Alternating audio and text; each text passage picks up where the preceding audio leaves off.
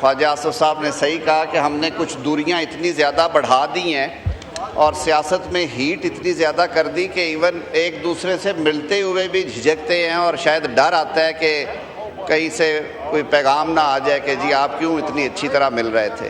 لیکن میاں صاحب میں وہ چیز نہیں تھی. ہم لوگ سیاست میں اور نفرتوں میں اتنے زیادہ آگے چلے گئے ہیں کہ ہم ایک ٹیبل پہ بیٹھ کے بات کرنے کو بھی تیار نہیں ہیں. اور یہی وجہ ہے کہ آج ہمیں یہ باتیں سننا پڑ رہی ہیں اور یہ باتیں کرنا پڑ رہی ہیں. یہاں پہ اسپیکر کا آفس موجود ہے. میں کئی دفعہ راجہ پروفیسر صاحب بیٹھے ہوئے ہیں, شاہ صاحب بیٹھے ہوئے ہیں, کئی دفعہ ہم اندر بیٹھتے ہیں, ایک معاملہ طے کر کے باہر آتے ہیں, چیزیں پھر الٹ جاتی ہیں, پھر شکوہ ہوتا ہے جی کہ یہ نہیں ہوا وہ نہیں ہوا.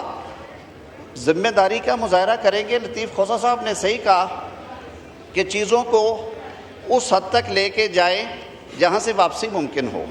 تو میری بھی یہ استدعا ہوگی کہ اب ہم جانے والے کو یاد کر رہے ہیں لیکن ہم اپنے دامن میں. عطا نے بات کی, آپ کے بات کے جواب میں عامر ڈوگر صاحب نے کی تھی, اس کے نکل گئی, لیکن یہ باتیں ایک دوسرے کے سن لیتے ہیں, اس سے کوئی قیامت نہیں گرتی.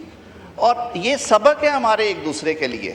اس نے کہا کہ جب میں خود گواہ ہوں, شہباز شریف صاحب کی جب والدہ کا انتقال ہوا ہے, کم ظرفی کا عالم یہ تھا کہ ہمارا خیال تھا کہ جب جا کے بتائیں گے کہ یہ سامنے کھڑے ہیں جج صاحب, ان کی والدہ کا انتقال ہوا ہے, شام 5 بجے جنازہ ہے اور لوگ تعزیت کیا. انہوں نے کہا نہیں, یہ آج والا گواہ کرا لو. اور یہ بات میں آن ریکارڈ کہہ رہا ہوں, ان کی والدہ کی میت کی موجودگی میں گواہ ریکارڈ کیا گیا.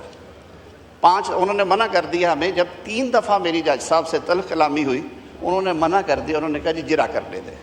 تو یہ ساری چیزیں, وہ بھی تکلیفیں تھیں, یہ بھی تکلیفیں ہیں.